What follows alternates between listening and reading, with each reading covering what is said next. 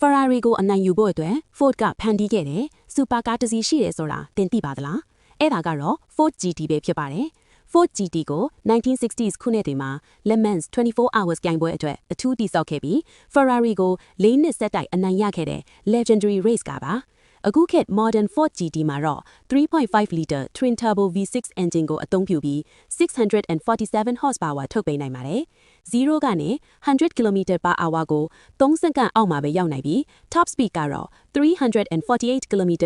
အထိရှိပါတယ်။ကားရဲ့ body ကို carbon fiber နဲ့တိစောက်ထားလို့ပေါ့ပါတယ်လို့လေဝင်လေထွက် aerodynamics ကလည်း track racing အတွက်ပဲအထူးလုပ်ထားတာပါ။ Ford GT ကကားတစ်စီးတာမက American Racing History ကိုစားပြုတဲ့ Super Car Legend တစ်စီးပဲဖြစ်ပါတယ်။